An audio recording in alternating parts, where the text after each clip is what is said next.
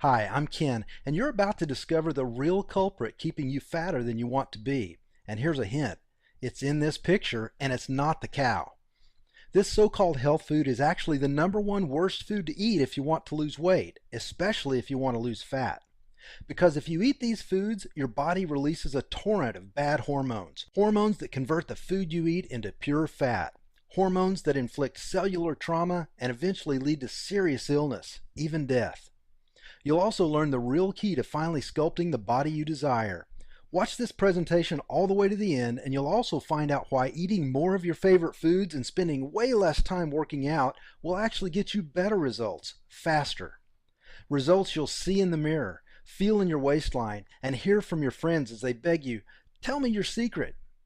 Plus, I'll reveal specific foods which trigger your body to release a flood of fat-melting hormones, hormones that chemically break down fat, literally dissolving years of stubborn fatty deposits from your body at a cellular level to burn them up as fuel.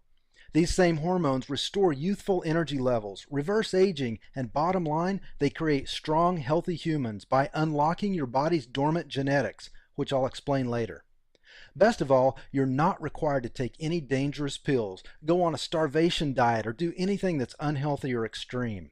By the end, you'll see exactly how to make your weight loss easy, automatic, and permanent by breaking most of the weight loss wisdom you've been taught since childhood.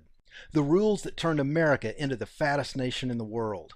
So pay attention because, well, look, you need to hear this because if you eat these types of foods and get everything else right, you'll still never lose fat. But the worst part is they're a threat to your life. So listen, you need to watch this now because I don't know how long I'll leave all these valuable tips up for free. And if you think you've seen it all, heard it all, and tried it all to lose weight, I guarantee you've never seen anything like this before. I promise you'll be pleasantly surprised when you see just how easy it is to follow these tips to a thinner, fitter you. One tip in particular will completely astonish you.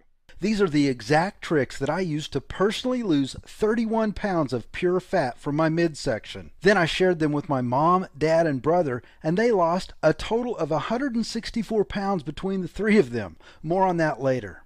Now remember, I'm about to share exactly how to strip away all those ugly pounds of fat faster than you ever imagined possible, and even more little-known tips for dropping fat by eating more and working out less. First though, I'm going to share a story with you that's very difficult to relive. You'll see why in a moment. So do me a favor, if you aren't serious about losing weight, stop watching now. This is just too painful for me to share with people who can't relate. People who've never struggled with their weight or felt powerless and out of control because of it. However, if you are serious about losing weight, then I want you to keep watching. Deal? Now look, I wasn't always the guy everyone turns to when they finally get sick of failing and get serious about losing weight. And I certainly wasn't always a best-selling fitness expert or the kind of guy who'd be featured in all these major media outlets. In fact, most of my life I was the exact opposite of who you'd turn to for any kind of health advice. Because when it came to being healthy, I was a train wreck. It began in 2002 when my wife Jean and I lost a child. I began to eat for emotional comfort, to ease my pain, which only left me feeling bloated, disgusting, and like I was less than a man. Sure, on the outside I would smile, but the more overweight I got, the more my life just spun out of control. I fell into a depression so bad I was fired after 7 years of all-star performance at Microsoft. I couldn't pull myself off the couch, and no amount of pills helped. And the binge eating was really starting to take its toll. Yet, I turned to food more and more, sinking deeper into despair. It got so bad my business partner of several years was forced to fire me, and who could blame him? I had lost all self-respect, motivation, and hope. Replacing them with pounds of disgusting lard, a growing self-hatred, and the belief that I deserved to be miserable. My lifestyle choices were so bad that I actually ate my way to diabetes. And no amount of pills could overcome the impact my bad eating habits and complete lack of exercise had on my health. Without any income, I lost our dream home to foreclosure and our cars to repossession. I hated myself, and I took it out on everyone around me.